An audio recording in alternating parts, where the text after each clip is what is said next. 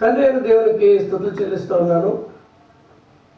ప్రణాళిక టీవీ వీక్షకులకు, సత్యాన్వేషులకు క్రీస్తు ప్రభు నామములో ప్రత్యేకమైన వందనాలు.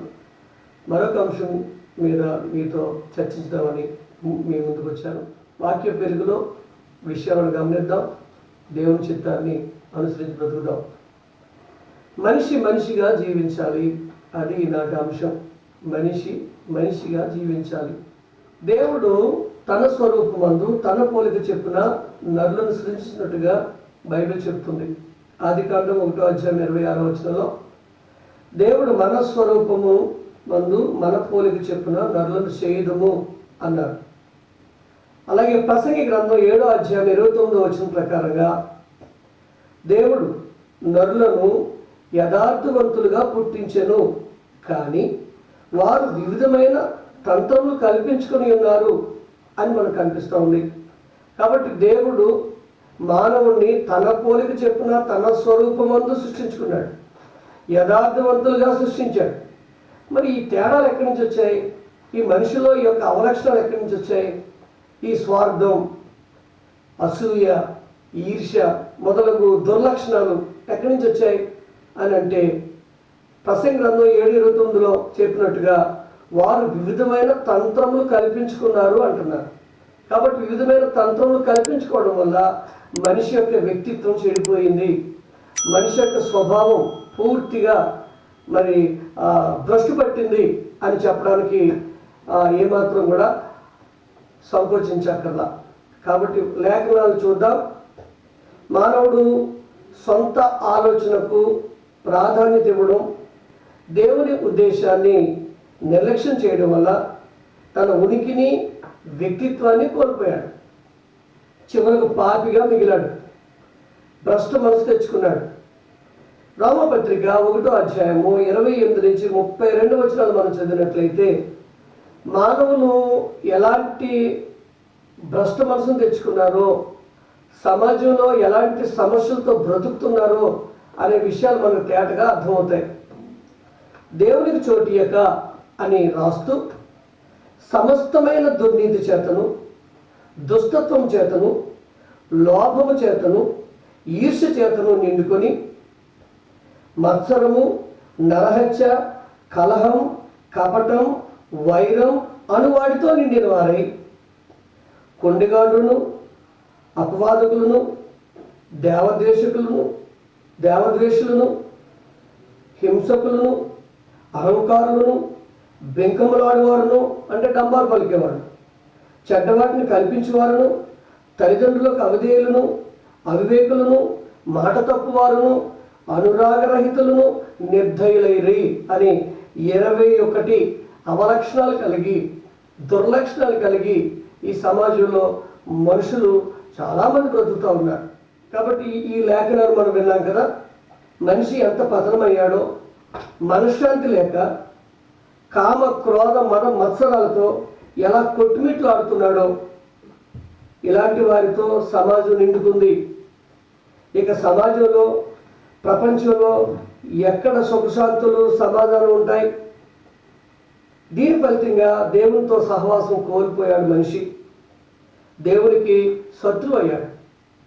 యెషయా గ్రంథం 59:1-2 మనం ఆలోచన చేసినట్లయితే, మీ దోషములు మీకును మీ దేవునికి అడ్డముగా వచ్చెను, మీ పాపములు ఆయన ముఖమును మీకు మరుగుపరిచెను అని చెప్తా ఉంది వాక్యం.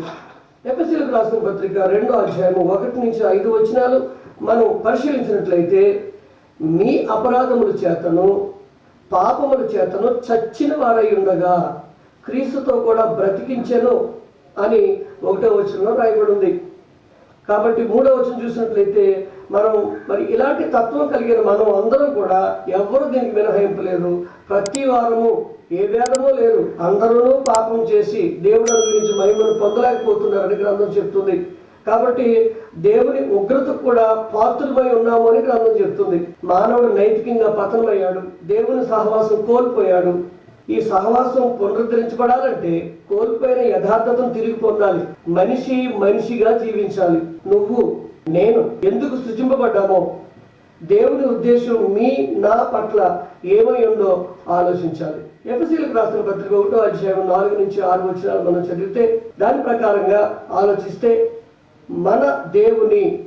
మనం దేవుని కుమారులు అవ్వాలి, పరిశుద్ధులుగా నిర్దోషులుగా జీవించాలి. 2వ అధ్యాయం 10వ వచనం చదివినట్లయితే సత్క్రియలు చేయాలని ఉద్దేశింపబడ్డామని మనం ఎరగాలి.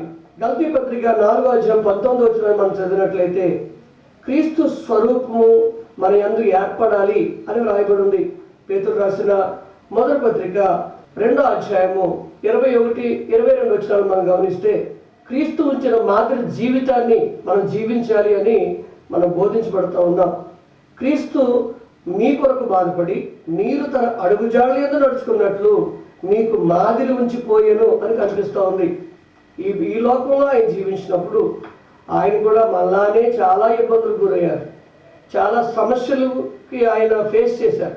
అందుకనే మన ప్రధాన యాజకుడు మన బలహీనతల్లో సహానుభవం లేనివాడు కాదు, కానీ మనమనే అన్ని విషయాలను శోధింపబడి ఆయన పాపం లేకుండా జీవించడానికి గ్రంథం చెప్తా ఉంది. కాబట్టి ఈ లోకం పాపలోకం, పాపులు ఎక్కువగా నివసించే లోకం. కాబట్టి మరి మనం ఒక పద్ధతిగా, ఒక ఆలోచన రీతిగా మనం కానీ జాగ్రత్తగా బ్రతకకపోతే లోకంలో కలిసిపోయి దేవుని ఉగ్రతకు పాత్రులమై ఉండడం అనేది జరగబోతుంది. అందువల్ల మనం జాగ్రత్తగా వాక్యాన్ని ఆలోచన చేయాలి. యేసు ప్రభువు గారు ఈ భూమి మీద ఉన్నప్పుడు నాకు ఇచ్చిన మాదిరి ఏంటి అనేది మనం ఆలోచన చేస్తే ఆయన పాపం చేయలేదు, ఆయన నోటను ఏ కపటమూ లేదు, ఆయన దూషింపబడి బదులు దూషింపలేదు, ఆయన శ్రమపట్టబడి బెదిరింపక న్యాయముగా తీర్పు తీర్చు దేవునికి తను తాను అప్పగించుకున్నాడని రాయబడి ఉంది. కాబట్టి మనం ఎప్పుడైనా శోధించబడినప్పుడు ఈ శోధనలకు గురైన ప్రభు వారు పరలోకంలో ప్రస్తుతం ఉన్నారు. కాబట్టి మరి హెబ్రీ పత్రిక 12వ అధ్యాయము 2వ వచనం నుంచి అలా మనం చదువుకొస్తే విశ్వాసమును కర్తయు దాన్ని కొనసాగించడు యేసు వైపు చూచుచు మన ఎదుట ఉంచబడిన పందెంలో ఓపికతో పరిగెత్తుదము. ఆయన తన ఎదుట ఉంచబడిన ఆనందము కొరకై అవమానము నిర్లక్ష్యపెట్టి శిలువను సహించి దేవుని సింహాసనం యొక్క కుడిపార్శ్వమున ఆసీనుడై ఉన్నాడు అని రాయబడి ఉంది.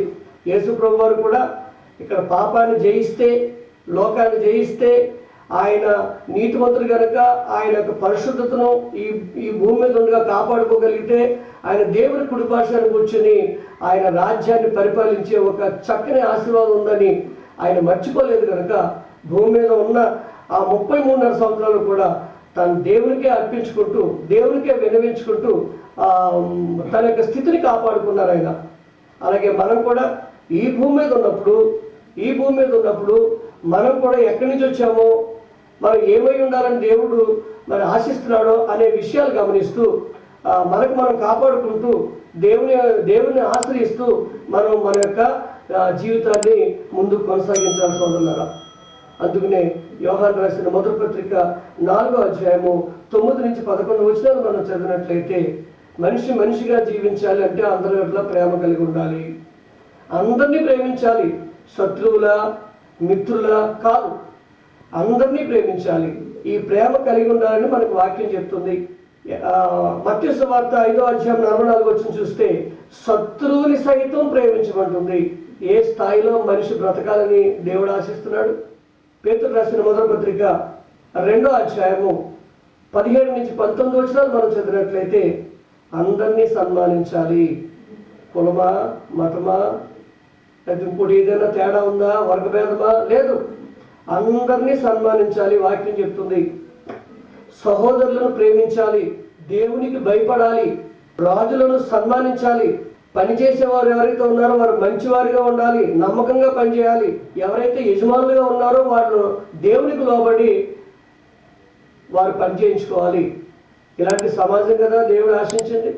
అందువల్ల మనం మంచి వ్యక్తిత్వాన్ని, లక్షణాలు కలిగి మన జీవితాన్ని కొనసాగించుకుందాం, మానవత్వాన్ని కలిగి జీవించుదాం, మనిషిగా బ్రతుకుదాం, సాటి మనిషిని ప్రేమిద్దాం, మంచి సమాజం కొరకు ఆశిద్దాం. కాబట్టి మనిషిగా బ్రతకాలి అంటే మానవత్వం కలిగి బ్రతకాలి. దేవుని స్వరూపము, దేవుని పోలిక కనుక దేవుని స్వరూపం ఆత్మస్వరూపం, అలాగే మానవుడు కూడా ఆత్మస్వరూపి. అతనికి మాత్రం దేవుడు శరీరాన్ని అమర్చాడు, దేహాన్ని అమర్చాడు. దేహంలో జీవించినంత కాలం మనం భూమి మీద ఉంటాం. ఆ తర్వాత మరి మన ఆత్మ దేవుని దగ్గరికి వెళ్ళిపోతుంది. ఈ భూమి మీద మన జీవితాన్ని ఎలా జీవించామో అనే దాన్నే పరిగణలోకి తీసుకుని రేపు పొద్దున తీర్పు తీర్చబడుతుంది. ఆ తీర్పులో మనం పరలోకం వెళ్ళాలి అనేది జరగాలి అంటే మనిషి మనిషిగా జీవించాలి, మంచి వ్యక్తిత్వంతో బ్రతకాలి, మానవత్వం కలిగి బ్రతకాలి. అలా ఉండడానికి దేవుడు మనందరికీ సహాయం చేయాలని కోరుతూ ముగిస్తున్నాను. ప్రార్థన చేద్దాం. సర్వోన్నతగా కృప కలిగిన మా పరలోకపు తండ్రి, మీ ఘనమైన నామానికి స్తోత్రాలు చెల్లిస్తున్నాము నాయన. మమ్మల్ని ఎందుకు పుట్టించారో వాక్యాన్ని బట్టి నేర్చుకుంటూ ఉన్నాం. ఎలా బ్రతకాలో వాక్యాన్ని బట్టి హెచ్చరింపబడుతూ ఉన్నాం.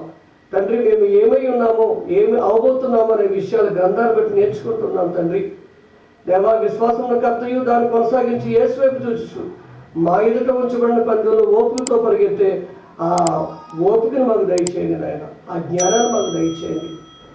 మీ కుమారుడు మరలా రానే ఉన్నారని ఆయన ఎదుట మేము నిలబడి తండ్రి ప్రతి దానికి సమాధానం చెప్పాల్సిన ఒక రోజు ఉందని, మాకు ఇచ్చిన ఈ జన్మను సార్థక చేసుకోవడానికి, మంచి వ్యక్తిత్వం కలిగి జీవించడానికి మాకు సహాయం చేయమని ఎంతవరకు ఓపిక ఉన్న శ్రోతలందరినీ తండ్రి, ఈ యొక్క ప్రణాళిక టీవీ వీక్షకులందరినీ, సత్యాన్వేషులను ప్రత్యేకించి దీవించి కుటుంబాలను ఆస్వాదించమని యేసుక్రీస్తు నామమున వేడుకుని ప్రార్థిస్తున్నాను తండ్రి.